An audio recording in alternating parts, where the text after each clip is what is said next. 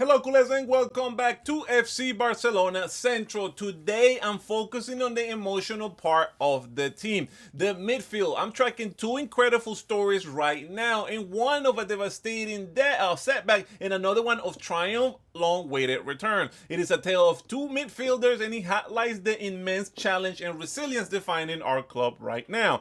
So make sure you subscribe to the channel and like this video so I can continue bringing you daily Barca videos. Let's start with the difficult news. Gavi's situation is more serious than what we initially reported. On August 30th, the club announced that he was going to be out of the Rayo Vallecano match due to a right knee injury, but offered no further details. Now we know the truth. Gavi has a new injury in the same knee where he has some serious ligament issues, and he had a surgery there.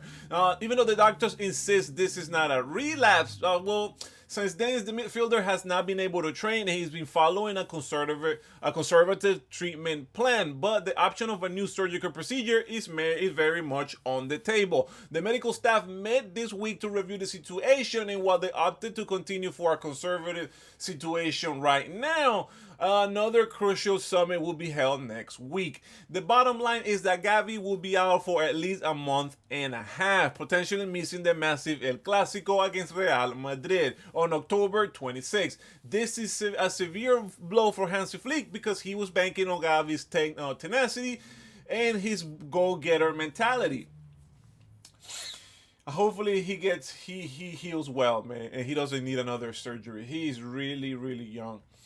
But with every setback, we have a comeback. And for this one is for Marc Bernal. The comeback is finally here. And exactly 1 year after his long-ending season injury, the midfielder has been given the green light to be included in the squad against Valencia for this Sunday. A fitting return against a rival that he was made his debut last season. Marc Bernal's dedication has been extraordinary. He has such a good attitude. He wants to come back. He even asked Hansi Flick because he was so eager if he could return against the Johan Gamper game. But Hansi Flick says, no, kid, I want 15 years out of you. I don't want one game, and we trust Hansi Flick.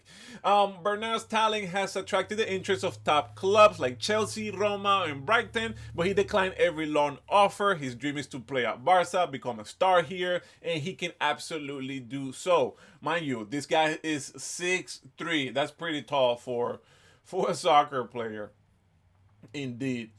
But let's move ahead to the immediate future and the news that I have surrounded the Valencia and the Barca game, which to me is kind of like a mixed bag because Frenkie de Jong is certainly out and he did not train with the team on Friday. Instead, he was doing individual work on the pitch, working his muscle injury, so the club is not going to risk him. Forget about that. However, we did get a major boost. We make sure that Ronald Araujo came in fit from the CONMEBOL games.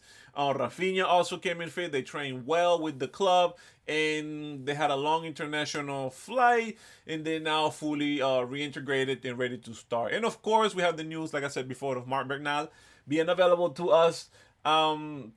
But this game is not going to be our usual home because it's going to be something weird here. In a match that will likely make history, the team faces Valencia at the Stade Johan Cruyff with a capacity of 6,000 people, making it the smallest stadium ever to host a La Liga game. So this is more than just a match. It's also a pivotal moment for Hansi Flick's side after a disappointing 1-1 draw against Rayo Vallecano. But the team needs to get back on their winning ways with 7 points from 3 matches. That's not good. We dropped 2 points.